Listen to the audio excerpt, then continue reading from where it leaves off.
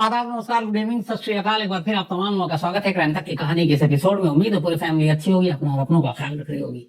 ऐसी बहुत बार शिकायतें आती हैं कि पुलिस ने केस को उलझा दिया, पुलिस ने पैसे खा लिए, किसी और को कत्ल के इल्जाम में फंसा दिया, केस की जांच ईमानदारी से नहीं की। बहुत सारे इल्जाम लगते हैं। पर क्या आपने कभी सुना है कि किसी क्रिमिनल ने पुलिस पर इल्जाम लगाया है कि ये पुलिस ने पैसे खाए और असल में कातिल मैं नहीं हूं, ये असली कातिल को बचा रही है और वो असली कातिल पावरफुल है। और न सिर्फ इतना हो बल्कि वो क्रिमिनल पहले हाई कोर्ट जाए कि भाई मामले की जांच सीबीआई को दे दो, फिर वही क्रिमिनल राष्ट्रीय जो मानवाधिकार आयोग है, नेशनल ह्यूमन राइट कमीशन, वहां भी पहुंच जाए और कहे हमें बड़ा मारा पीटा है और हम पे रहम कीजिए। और एनएचआरसी यानी नेशनल ह्यूमन राइट कमीशन बाकायदा ऑर्डर दे स्टेट को कि इसके साथ जुल्म हुआ है, इसको 1 लाख रुपए मुआवजा दो, और 1 लाख रुपए मिल भी गया। और उसके बाद फिर मामले की जांच सीबीआई को सौंपी जाए और सीबीआई पूरे 1 साल तक उस पुलिस अफसर को घुमाती रहे जिसने केस की तफ्तीश की, जिस पर ऊपर इल्जाम लगा कि वो असली कातिल को बचाने के लिए किसी और बेकसूर को जेल में डाल रही है क्योंकि असली कातिल पावरफुल है। इस कहानी में वो सारे मसाले हैं और इन सारी चीजों की वजह से एक पुलिस अफसर की जो प्रेसिडेंट मेडल था, वो मेडल बेचारे के हाथ से छूट गया। कहानी 2010 की है। कहानी है पायल सुरेखा की। पायल असम की रहने वाली, पढ़ने लिखने में बड़ी तेज। फिर उसने आगे की पढ़ाई के लिए बेंगलुरु का रुख किया और बेंगलुरु में वो अपना आईआईटी की पढ़ाई कर रही है। और वहीं बेंगलुरु में रहते हुए उसकी मुलाकात होती है अनंत मिश्रा नाम के एक लड़के से। वो भी सेम कॉलेज में, दोनों एक ही कॉलेज में पढ़ते हैं। पढ़ने के दौरान दोनों में दोस्ती हो जाती है, फिर दोनों एक साथ लिव इन में रहने लगते हैं। अनंत मिश्रा उड़ीसा के कटक का रहने वाला था और पायल असम की। तो दोनों में प्यार, दोनों एक साथ रह रहे हैं। कुछ वक्त बीतता है, फिर दोनों तय करते हैं कि हम शादी कर लेंगे। लेकिन दोनों के घर वाले इस रिश्ते के लिए तैयार नहीं, ना पायल के ना आनंद के। जो आनंद के पिता हैं वो एसपी थे, superintendent of police crime branch में कटक में, और उनकी मां जो है वो भी पुलिस अफसर थी। तो पुलिस फैमिली से आता था आनंद, और जो सुलेखा थी वो बिजनेसमैन फैमिली से थी। तो दोनों फैमिली वाले तैयार नहीं थे, लेकिन ये दोनों प्यार करते थे। दोनों ने फिर तय किया कि हम शादी कर लेंगे और दोनों ने आखिरकार शादी कर ली। अब शादी के बाद पहली बार, क्योंकि घर वाले राजी तो हुए नहीं थे, फिर भी वो अपने ससुराल आती है सुलेखा कटक। वहां उसके सास ससुर को जब देखते हैं, वो उसका बर्ताव देखते हैं, तो फिर उन्हें लगता है नहीं अच्छी बहू है। तो फिर सारे गिले शिकवे दूर हो जाते हैं, वो उसको अपना लेते हैं। वो कुछ दिन वहां रहती है। अच्छा, जो अनंत था, वो अनंत ने अपनी पढ़ाई करने के बाद जिम के बिजनेस में हाथ आजमाया। उसने कटक में एक जिम खोल रखा था और अच्छा खासा चलता था, बड़ा जिम था। शहर के लोग, नामी ग्रामीण लोग आते थे।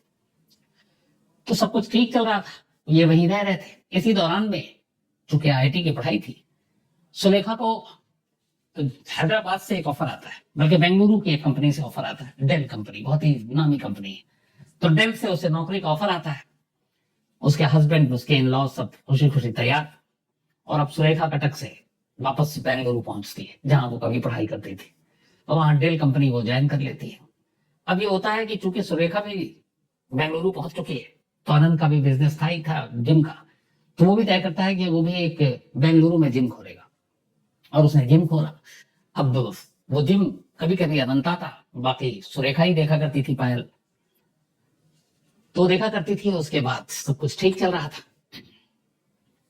तभी एक रोज, ये बात है 17 दिसंबर 2010 की, अनंत अपने घर पायल को फोन कर रहा है। और पायल डेली उससे सुबह और शाम बात हुआ करती थी, लेकिन कई कॉल जाने के बाद भी पायल उसका फोन नहीं उठाती। अनंत रात हो जाता है, रात को भी करता है, लेकिन इससे पहले कभी ऐसा हुआ नहीं। जब कई बार कॉल करने के बाद भी पायल जवाब नहीं देती है, तब अनंत को घबराहट होती है और वो लैंडलॉर्ड को फोन करता है। जिस अपार्टमेंट पे रेंट पे पायल और वो रहा करते थे, लैंडलॉर्ड को फोन करता है, बताता है कि ऐसे ऐसे पायल फोन नहीं उठा रही है। लैंडलॉर्ड वहां पहुंचता है, कई बार बेल बजाता है, दरवाजा खुलता नहीं है। फिर उसके बाद डुप्लीकेट की थी, वो चाबी से खोलता है दरवाजा। जब खोलता है तो सामने ड्राइंग रूम में खून से लथपथ पायल की लाश फर्श पर पड़ी थी। वो देखकर घबराता है, फौरन बाहर आता है, अनंत को खबर देता है, फिर पुलिस को खबर देता है। अब पुलिस मौके पर, उधर अनंत और उसका परिवार ये सुनकर सदमे में, वो वापस बेंगलुरु के लिए निकलने की तैयारी कर रहे हैं। अब इधर ये जो इलाका था जहां पे ये कत्ल हुआ था पायल का, ये आता था बेंगलुरु के जेपी नगर पुलिस स्टेशन के अंडर में। और जेपी नगर पुलिस स्टेशन के उस वक्त जो इंस्पेक्टर और इंचार्ज थे, उनका नाम था उमेश एस के। तो उमेश उस दिन अपनी ड्यूटी पर थे, कोई फेस्टिवल था, मंदिरों में सिक्योरिटी के तौर पर उनकी ड्यूटी लगी हुई थी। उन्हें वायरलेस से मैसेज मिलता है कि एक अपार्टमेंट में एक लड़की का कत्ल हो गया, वो भी बड़ी बेरहमी से। सुनकर वो फौरन मौका वारदात पर पहुंचते हैं। वहां जाकर जब सीन देखते हैं तो देखते हैं कि पायल के गले पे बहुत तेज कट के निशान है। इसके अलावा बॉडी पर अनगिनत चाकू के घाव के निशान है, चारों तरफ खून है। लाश को देखकर वो समझ जाते हैं कि ये कोई लूटपाट और बाकी चीजों का मतलब नहीं है, ये किसी ऐसे शख्स का काम है जो निजी दुश्मनी हो जिसकी, तभी उसने इतनी बेदर्दी से मारा। क्योंकि घर में लूटपाट के कोई निशान नहीं थे और फोर्सफुल एंट्री के भी कोई निशान नहीं थे। अब ये था कि कोई जानने वाला है। तो पुलिस ने वहां मौके वारदात से सारी चीजें कलेक्ट की, डीएनए सैंपल कलेक्ट किए, कुछ बाल मिले, टूटे हुए वो बाल निकाले, ब्लड निकाले और भी सारे फिंगरप्रिंट्स उठाए। अब ये कत्ल हुआ तो जो पहला शख्स शक के घेरे में वो कोई और नहीं बल्कि पायल का हस्बैंड अनंत था। क्योंकि अब तक दोनों परिवार वहां पहुंच चुके। दोनों परिवार जब पहुंचे तो पायल के घर वालों ने भी कहा कि हम तो इस शादी के खिलाफ थे, ये लिव इन में थे, फिर बाद में शादी कर ली और हमें अपने दामाद पर ही शक है। अच्छा, और भी कोई कहीं से कुछ मिला नहीं। तो पुलिस ने तमाम चीजों की तफ्तीश की, कॉल डिटेल से लेके सीसीटीवी फुटेज, तमाम चीजें, कई लोगों से पूछताछ की। एक पड़ोसी नेबर जिसने विटनेस था उससे भी पूछताछ की, कोई सुराग नहीं मिला। और जब पुलिस की इन्वेस्टिगेशन हुई तो पता चला कि नहीं, इसमें अनंत का कहीं हाथ नहीं है और अनंत को इस कत्ल के बारे में कोई जानकारी नहीं है और उस दिन उसकी मौजूदगी कटक में। तो जब पुलिस अपनी तरफ से हो गया कि हस्बैंड का रोल नहीं है तो फिर कातिल कौन? अब इस सवाल के साथ पुलिस ने कातिल को ढूंढने की कोशिश की। तो फिर अब अनंत से पूछताछ हुई कि आप ही बताओ, कोई दुश्मनी, कोई ऐसा दुश्मन जो आप जानते हो जिसको। तो अनंत ने कहा और तो ऐसा कुछ नहीं। उन्होंने कहा छोटी से छोटी बात बताइए। तब अनंत ने कहा कि हाँ, जो हमारा बेंगलुरु में एक जिम हमने जब खोला तो कुछ वक्त पहले ही हमारे एक जिम का इंस्ट्रक्टर था जो जेम्स रे उसका नाम, और वो भी कटक का। तो उसको पायल ने हटा दिया था और उसकी वजह ये थी कि वो कुछ पैसों में हेराफेरी करता था और कुछ महिला जो आती थी जिम में उनके साथ बदतमीजी करता था, कुछ शिकायतें आ रही थी उसकी। तो उसी की वजह से पायल ने उसे नौकरी से हटा दिया। इसके अलावा और ऐसी कोई भी बात नहीं, ना कोई ऐसा कैरेक्टर जिससे हमारी दुश्मनी। तो पुलिस को लगा कि हटा दिया हो तो शायद बदले की भावना, बदले की रंजिश में जिम इंस्ट्रक्टर नहीं माना। अब पुलिस ने उस जो जेम्स रे नाम का इंस्ट्रक्टर है उसके बारे में पता करना शुरू किया।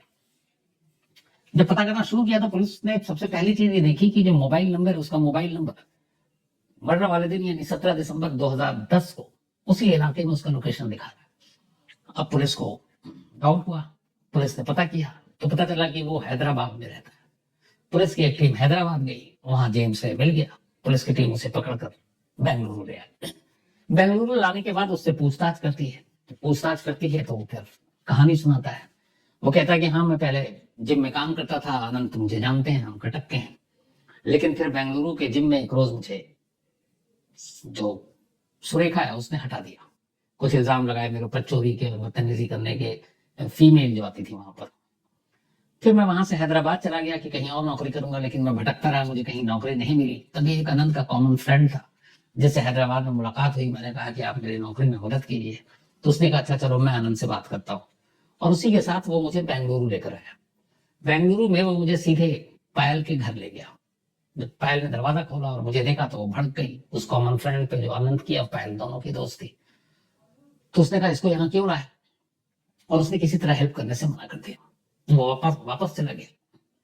ये फिर वापस पहुंच जाता है हैदराबाद, जो जेम्स रे है। लेकिन हैदराबाद जाने के बाद अब उसके अंदर बदले की भावना आ जाती है और वो 16 दिसंबर को फिर हैदराबाद से वापस बेंगलुरु के लिए बस पकड़ता है और पहुंच जाता है बेंगलुरु पायल के घर पर। बेल बजाता है, जैसे ही पायल आती वो अंदर दाखिल होता है और चाकू अपने साथ लाया था और अनगिनत वार करता है।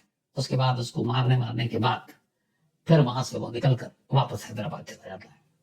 लेकिन इस आने जाने के दौरान जो अपार्टमेंट का एक चौकीदार था उसने उसको देख लिया था, बल्कि देखा कि उसने खुद ही जाकर अपार्टमेंट नंबर पूछा था। तो उसको पकड़ लिया। सारी चीजें एविडेंस थी ही थी। तब जो इंस्पेक्टर साहब उमेश इसके, उन्होंने केस बनाया और उसके बाद उसकी पुलिस कस्टडी ली। पुलिस कस्टडी के बाद उसको भेज दिया जुडिशियल कस्टडी में। केस सॉल्व, यानी कि पायल सुरेखा का कातिल एक जिम इंस्ट्रक्टर, और दुश्मनी उसने नौकरी से निकाली थी इसलिए कत्ल हो गया। कहानी ये है। लेकिन कहानी यही सब शुरू होती है। ये तो कहानी हो गई पुलिस की। अब कहानी ऐसे शुरू हुई कि एक रोज जब जुडिशियल कस्टडी में पहुंचता है जेम्स रे, तो वहां से एक लेटर लिखता है, और वो लेटर उसने लिखा पायल के पिता असम। उस लेटर में उसने लिखा कि यहाँ के जो पुलिस वाले हैं वो सब बिक गए हैं, मिले हुए हैं, और ये मैंने कत्ल नहीं किया है, पर उन्होंने मुझे बहुत मारा। उन्होंने कहा कि देखो आनंद के माँ बाप दोनों पुलिस में हैं, बड़े अफसर हैं, तो तू ये जिम्मेदारी अपने ऊपर ले ले, वरना तुझे एनकाउंटर में मार देंगे। लेकिन असली कातिल आपका दामाद अनंत है। और उस लेटर के साथ उसने कुछ एक कॉल डिटेल भेजा, और उसने कहा कि ये कॉल डिटेल देखिए, आनंद का मोबाइल नंबर देखिए, और ये जिस दिन ये कत्ल हुआ 17 दिसंबर, उस दिन बेंगलुरु में इसकी मौजूदगी है इस कॉल डिटेल के हिसाब से। अब जब ये लेटर मिला तो घर वाले पहुंच गए बेंगलुरु। अब बेंगलुरु है तो उन्होंने कहा कि भाई हमें मिलना है जेम्स रे से, तो वो थाने पहुंच गए पुलिस वाले के पास। तो खैर उमेश एसके ने कहा कि ठीक है, हम आपको मिलवा देते हैं। अब वो जाकर पर्सनली मिले। उन्होंने जाकर मिलने के बाद अकेले में वो मिले, और उसने सारी बातें बता दी कि असली कातिल तो वो है, लेकिन चूंकि वो मुझे पहुंच पा रहा, उसके माँ बाप दोनों पुलिस में है, इसलिए बेंगलुरु पुलिस ने पैसे लेकर मुझे बलि का बकरा बना दिया और असली कातिल को बाहर कर दिया और केस से बाहर कर दिया। अब ये सब सुनने के बाद माँ बाप बाहर निकलते हैं। उसके बाद जेम्स रे उन्हें एक लेटर देता है, और ये सीधे पहुंच जाते हैं कर्नाटक हाईकोर्ट, और कर्नाटक हाईकोर्ट में एक अर्जी दे देते हैं कि मेरी बेटी का असली कातिल आजाद घूम रहा है, और एक गलत शख्स को पुलिस ने पकड़कर जेल भेज दिया है, और असली कातिल को इसलिए बचा रही है क्योंकि वो पावरफुल है, पुलिस फैमिली से आता है, और ये जो इंस्पेक्टर है इस केस के जो आईओ है ये बिक चुके हैं, और इन्होंने सारे सबूत इससे मिटा रहे। अब जब सीबीआई कोर्ट के पास ये मामला गया, और इसी के अलावा जो कर्नाटक हाईकोर्ट में गया, उसमें उन्होंने मांग की कि कर्नाटक पुलिस इस मामले की ईमानदारी से जांच नहीं कर सकती, इसलिए हम चाहते हैं इस मामले की जांच सीबीआई को सौंप दी जाए।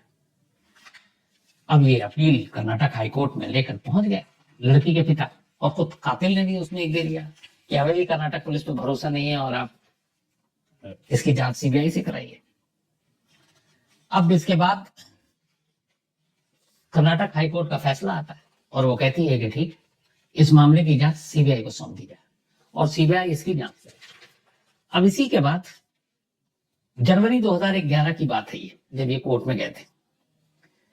नवंबर 2011 यानी कि ये कत्ल हुआ था दिसंबर 2010 में, लगभग 11 महीने बीत गए। नवंबर 2011 में कर्नाटक हाईकोर्ट फैसला देती है कि इस मामले की जांच सीबीआई को सौंप दी जाए। अब सीबीआई इस केस को अपने हाथ में ले लेती है।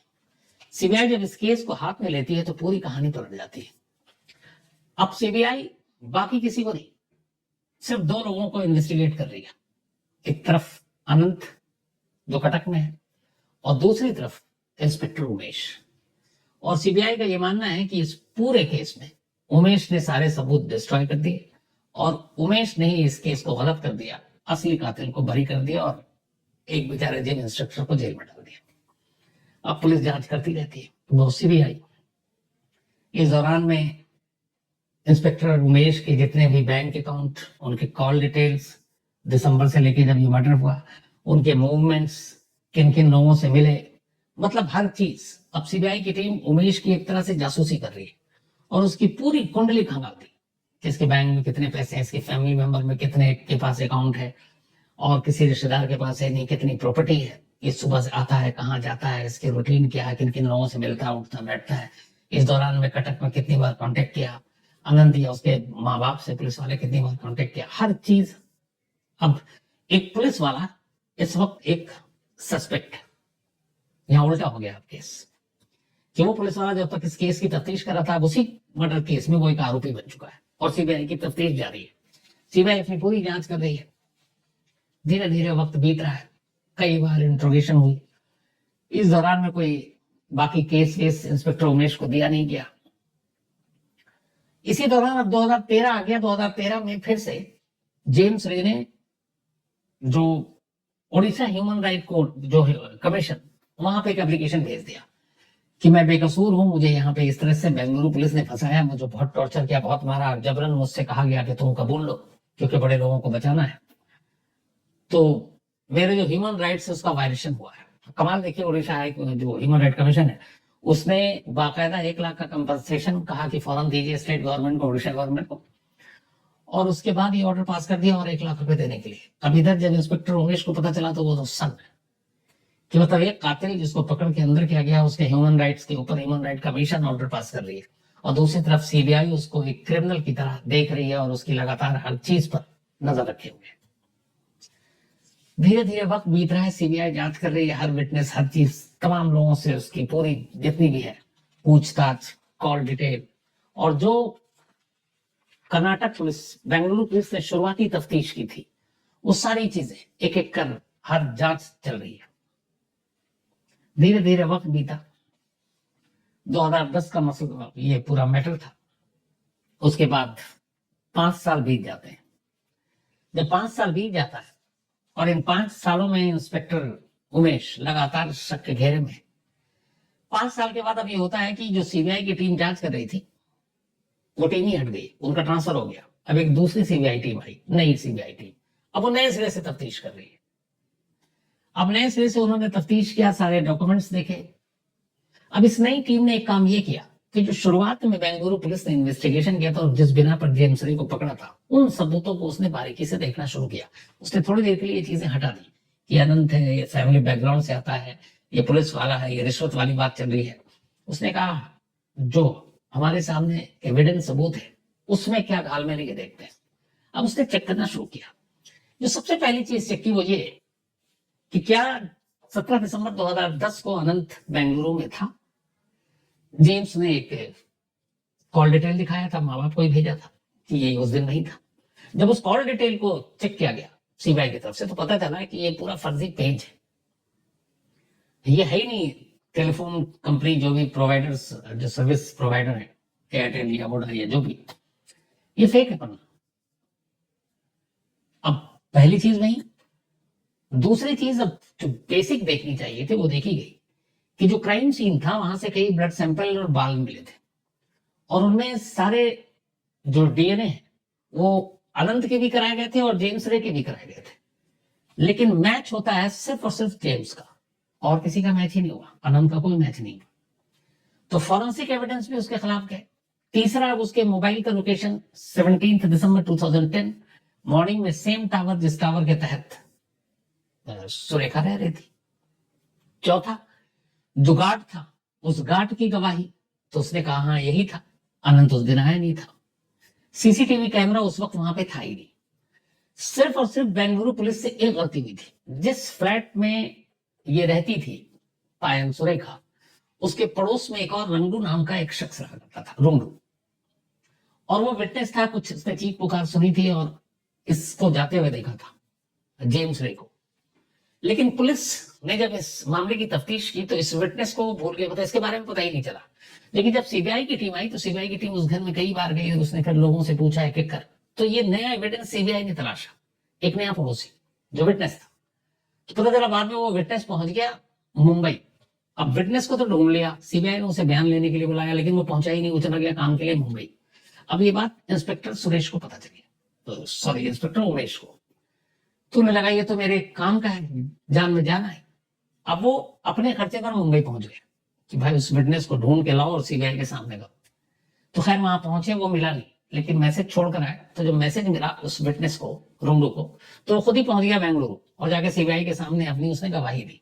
और ये गवाही और उस गार्ड की गवाही और जो फॉरेंसिक लैब की रिपोर्ट थी, ये 3 चीजें ऐसी थी जिससे वो थ्योरी साबित हो गई जो 2010 से इंस्पेक्टर उमेश कह रहे थे। और आखिरकार फिर दूसरी सीबीआई की टीम ने नई चार्जशीट बनाई और इस चार्जशीट में सिर्फ और सिर्फ एक ही को मेन अक्यूज बनाया और वो था जिम इंस्पेक्टर जेम्स रे। और फिर पूरी कहानी उस चार्जशीट में अनंत या उसके बाकी का किसी का रोल नहीं। और फिर ये मामला कोर्ट में गया, सुनवाई हुई नवंबर 2019 नवंबर, 9 साल के बाद कोर्ट का फैसला होता है। और कोर्ट का फैसला यही था कि जो बेंगलुरु पुलिस इंस्पेक्टर उमेश की अगुवाई में जिस टीम ने इस केस की जांच की थी, वो हर चीज सीबीआई ने अपनी चार्जशीट में शामिल की, अलग से सिवाय उस एक विटनेस के जो मुंबई चला गया था। बाकी पूरी कहानी वही थी जो बेंगलुरु पुलिस की कहानी थी। और उसी कहानी को सच मानते हुए हाईकोर्ट ने जेम्स रे को उम्र कैद की सजा सुनाई। उम्र कैद, प्राउंड, जब तक जिंदा है तब तक वो जेल में रहेगा। और इस फैसले के साथ सबसे ज्यादा अगर किसी ने राहत की सांस ली तो वो इंस्पेक्टर उमेश थे। बाद में इंस्पेक्टर उमेश इस केस के बाद कुछ वक्त पहले ही थे, उनका प्रमोशन भी हुआ और प्रमोशन होने के बाद वो शायद डिप्टी सुपरिंटेंडेंट ऑफ पुलिस से के पोस्ट से, डीएसपी पोस्ट से रिटायर। लेकिन ये फैसला आने में काफी वक्त लग गया। उसकी वजह ये थी कि जिस वक्त ये केस सीबीआई को दिया गया और जिस वक्त सीबीआई इस केस की जांच कर रही है और इंस्पेक्टर उमेश रेडार पर है एक सस्पेक्ट के तौर पर, उसी साल कर्नाटक गवर्नमेंट ने और कर्नाटक पुलिस ने इंस्पेक्टर उमेश का नाम president's medal for meritorious services के लिए भेजा था और उन्हें एक अवार्ड मिल भी जाता। लेकिन चूंकि वो एक केस में खुद जांच का विषय बन गए थे, इसलिए प्रेस्टिजियस अवार्ड से वो महरूम रह गए। और उसके बाद तो खैर वो डीएसपी बनकर रिटायर हो गया, हालांकि उनको प्रमोशन मिला, लेकिन ये अवार्ड उनकी झोली में आने से रह गया। तो ये थी वो कहानी कि कैसे एक पुलिस अफसर भी कई बार क्रिमिनल और बाकी लोगों के जाल में फंस जाता है, लेकिन आखिरी में सच की जीत हुई। तो आज कहानी में इतना ही। अब आपसे मुलाकात होगी कल रात 9 बजे किसी नई कहानी के साथ। तब तक अपना और अपनों का ख्याल रखिएगा। Thank you very much. तो दोस्तों, आपको कहानी कैसी लगी कमेंट सेक्शन में ज़रूर बताएं। अगर आपको इस कहानी से शिकायत है तो हमारी मेल आईडी पर मेल करें, हम इस कहानी को चैनल से डिलीट कर देंगे। और अगर आपको कहानी अच्छी लगी हो तो लाइक एंड सब्सक्राइब करना ना भूलें। इससे आपका तो कुछ नहीं जाएगा, पर हमारा मोटिवेशन ज़रूर बढ़ेगा। धन्यवाद।